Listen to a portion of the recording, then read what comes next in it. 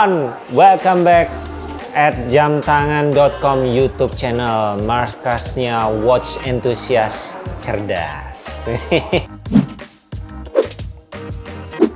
JDM. Nah, ini kalian biasanya penasaran kan, JDM apa sih gitu kan? JDM itu sebetulnya singkatan dari Japan Domestic Market ya, Japan Domestic Market, yang artinya sebetulnya jam tangan ini hanya dipasarkan khusus untuk pangsa pasar Jepang ya.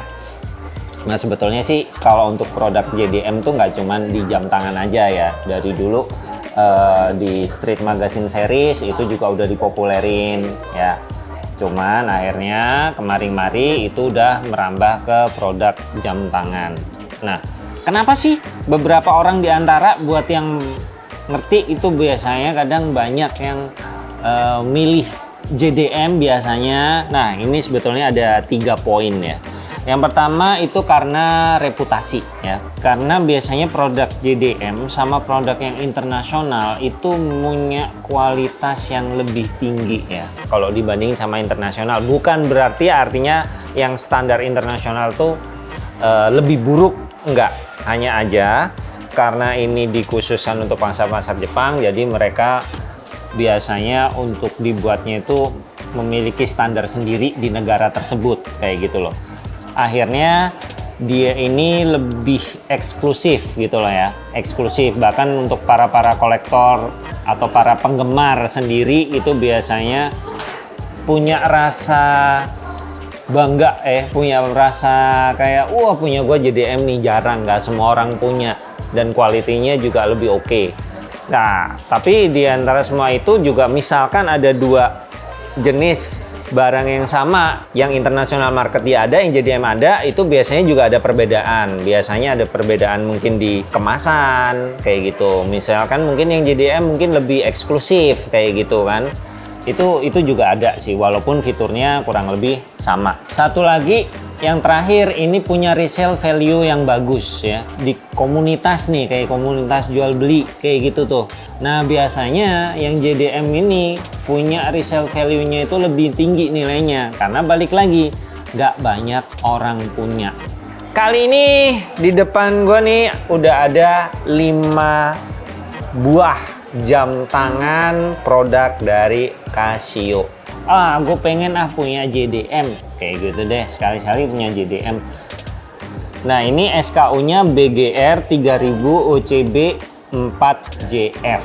Nah, itu salah satu kode ya yang membedakan antara JDM sama international market. Biasanya kalau international market tuh belakangnya ADR, DR. Nah, kalau yang Japan Domestic Market tuh rata-rata biasanya JF. Nah, Baby G ini yang membedakan dari yang lain, dia memiliki fitur multi band 6 sama dia tenaganya itu penggeraknya top solar ya, atau tenaga surya ya. Nah, ini diameternya 40 mm, ketebalannya cuma 12,9, jadi termasuk tipis. Dia full resin ya, berwarna pink ya, bisa gue bilang ini warnanya dusty pink, sama dia finishingnya itu matte finishing ya.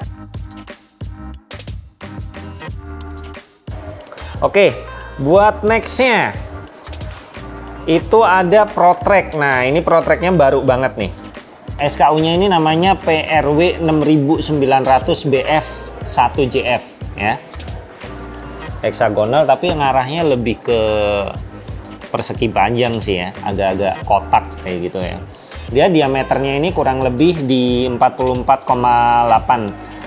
mm, ketebalannya 14,7. Kalau kalian lihat ini sebetulnya kayak bertekstur cast iron gitu, hitam, metal bezel, cuman dia ini ringan banget. Dia udah yang namanya ProTrack, tetap ya kalau buat kalian yang udah punya ProTrack, triple sensornya tetap nggak ketinggalan ya. Dia punya kompas, punya altimeter, punya barometer, sama dia punya temperatur. Terus ini udah screw down crown ya. Terus dia yang pasti udah top solar, dan dia juga punya multi band 6 pastinya ya. No one beat the classic ya. Ini nama SKU-nya GWS 5600 U1JF. Oke, yang spesial dari sini ya, Ini cuman ada khusus JDM doang ya, nggak ada di yang lain. Walaupun modelnya dia banyak, walaupun sekarang model ini udah banyak yang TOF solar, udah ada yang integrated sama Bluetooth dan lain segalanya, tapi nggak ada yang kayak ini, nggak ada yang tipe ini. Kenapa? Nih di sini ada cetakannya carbon fiber insert construction. Nah, untuk diameternya di sini 43,2 mm dan ketebalannya cuma di 12,7 mm. Nah, ini dikembangin tadi ya sama Mizuno Technic hampir di semua bodinya ya, dan strap ini semuanya ada carbon fibernya.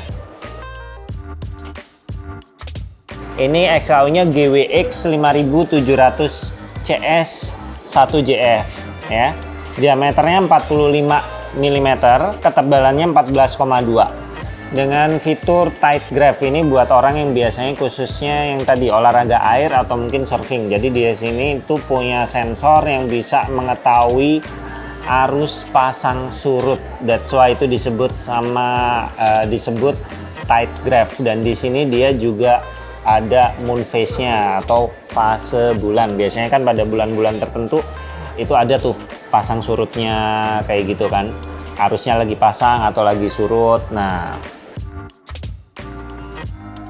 yang terakhir ini adalah GW2320FP1A4JR. Nah, model ini buat yang tahu-tahu aja, kalau kalian orang lama yang udah gunain G-Shock pasti tahu deh model ini.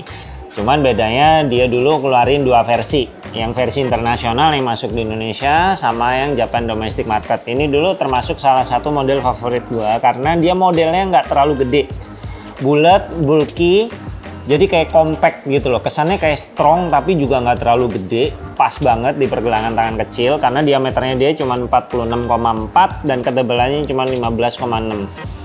Cuman kayaknya secara nggak berasa atau mungkin kalah populer sama tipe-tipe yang baru-baru, akhirnya tipe ini tenggelam dan secara nggak disadarin ternyata yang versi international marketnya udah hilang dari pasaran. Jadi kalau misalkan kalian ada yang kangen atau yang suka, tiba-tiba suka sama model ini, kalian cuman bisa nemuin di versi JDM-nya atau mungkin European market ya.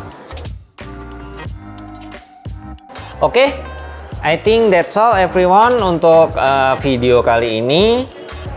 Mungkin kalau kalian ada pertanyaan atau mungkin ada request apalagi yang mau dibahas, kalian bisa tulis di kolom komen.